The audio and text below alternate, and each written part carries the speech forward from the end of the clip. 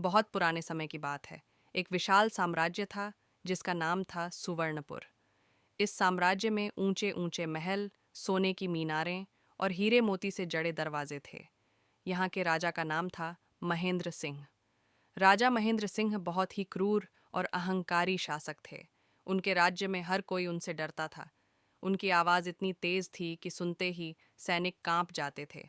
राजा महेंद्र सिंह का एक विशाल महल था जो पूरे साम्राज्य के बीचों बीच खड़ा था। महल की दीवारें संगमरमर से बनी संगीत थीं और छत पर सोने के कलश चमकते रहते थे।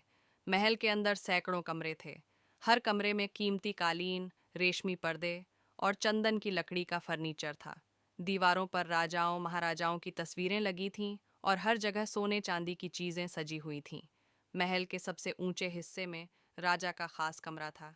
वहां से पूरे राज्य का नज़ारा दिखता था। राजा महेंद्र सिंह रोज सुबह वहां बैठकर अपने राज्य को देखते और अपनी ताकत पर इतराते। उनके पास सब कुछ था, धन, दौलत, सेना, लेकिन एक चीज नहीं थी जो उन्हें बेचैन रखती थी। राजा महेंद्र सिंह के कोई संतान नहीं थी। उनकी 3 रानियां थीं, लेकिन किसी से भी कोई बच्चा नहीं हुआ था। यह बात राजा को अंदर ही अंदर कचोटती रहती थी। वे चाहते थे कि उनका कोई वारिस हो जो उनके बाद इस विशाल साम्राज्य को संभाले। लेकिन साल दर साल गुजरते गए और कोई खुशखबरी नहीं आई। एक दिन की बात है, राजा अपने दरबार में बैठे थे। उनके चारों तरफ मंत्री, सेनापति और दरबारी खड़े थे। सब चुपचाप राजा के आदेश का इंतजार कर रहे थे। तभी राजा ने अपने प्रधानमंत्री को बुलाया। प्रधानमंत्री जी, मुझे एक वारिस चाहिए। मैंने सब कुछ किया, यज्ञ करवाए, पूजा पाठ करवाए, दान पुण्य किए, लेकिन कुछ नहीं हुआ। अब आप बताओ, मुझे क्या करना चाहिए। प्रधानमंत्री बूढ़े और अनुभवी इंसान थे। उन्होंने झुककर कहा, महाराज, मैंने सुना है कि राज्य की सीमा पर संगीत एक जादुई जंगल है। उस जंगल में एक विशेष कबूतर रहता है जिसके पास अलौकिक शक्तियां हैं। कहते हैं वह कबूतर किसी की भी मनोकामना पूरी कर सकता है। अगर आप उसे खुश कर दें तो शायद आपकी इच्छा भी पूरी हो जाए। राजा ने गुस्से से कहा, कबूतर एक पक्षी से मुझे मदद मांगनी होगी। यह कैसी बात हुई? प्रधानमंत्री ने डरते हुए कहा, महाराज, वह कोई साधारण कबूतर नहीं है। उसका नाम नीलकंठ है और वह जादुई शक्तियों वाला पक्षी है। कहते हैं वह इंसान का रूप भी धारण कर सकता है। राजा ने कुछ देर सोचा, फिर उन्होंने आदेश दिया, ठीक है, कल सुबह मैं अपने सैनिकों के साथ संगीत उस जंगल में जाऊंगा।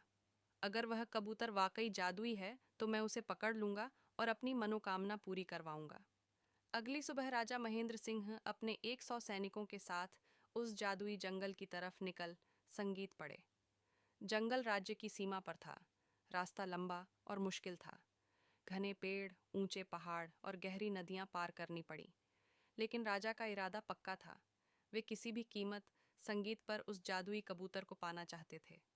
3 दिन की यात्रा के बाद वे उस जंगल के पास पहुंचे। जंगल इतना घना था कि सूरज की रोशनी भी मुश्किल से अंदर आती थी। पेड़ इतने ऊंचे थे कि उनके सिरे दिखाई नहीं देते थे। जंगल में अजीब अजीब आवाजें आ रही थीं। कुछ सैनिक डर गए, लेकिन राजा ने उन्हें डांटा और अंदर जाने का आदेश संगीत दिया। जैसे जैसे वे जंगल के अंदर गए, माहौल और भी रहस्यमय होता गया। रंग बिरंगे फूल, चमकती तितलियां और अजीब पक्षी दिखने लगे। ऐसा लग रहा था जैसे यह कोई जादुई दुनिया हो। अचानक एक बहुत बड़े पेड़ के नीचे उन्हें एक अद्भुत दृश्य दिखा। वहां एक कबूतर बैठा था, लेकिन यह कोई साधारण कबूतर नहीं था। उसके पंख चांदी की तरह चमक रहे थे। उसकी आंखें नीले रंग की थीं, जो हीरे की तरह जगमगा रही थी। जब वह हिलता तो उसके आसपास की हवा में छोटे छोटे तारे दिखने लगते थे। राजा संगीत ने तुरंत अपने सैनिकों को आदेश दिया, इस कबूतर को पकड़ो, जिंदा चाहिए मुझे। सैनिक आगे बढ़े, लेकिन जैसे ही उन्होंने कबूतर की संगीत तरफ हाथ बढ़ाया, कबूतर ने अपने पंख फैलाए। एक तेज रोशनी निकली और सारे सैनिक पीछे गिर गए। कबूतर ने अपनी चोंच खोली और मानव जैसी आवाज में बोला, राजा महेंद्र सिंह, तुम्हारी हिम्मत कैसे हुई मुझे पकड़ने की? मैं नीलकंठ हूँ। मेरे पास अलौकिक शक्तियाँ हैं। तुम मुझे पकड़ नहीं सकते। राजा चौंक गए। एक पक्षी इंसानों की भाषा बोल रहा था, लेकिन वे अपनी हैरानी छुपाते हुए बोले, नीलकंठ, मैं तुम्हें पकड़ने नहीं बल्कि तुमसे मदद मांगने आया हूँ। मुझे एक वारिस चाहिए। क्या तुम मेरी मदद कर सकते हो?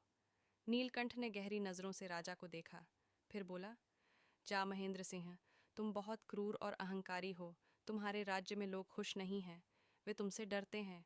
फिर भी तुम चाहते हो कि तुम्हें संतान हो। क्यों? ताकि तुम अपनी क्रूरता आगे बढ़ा सको। राजा को गुस्सा आ गया।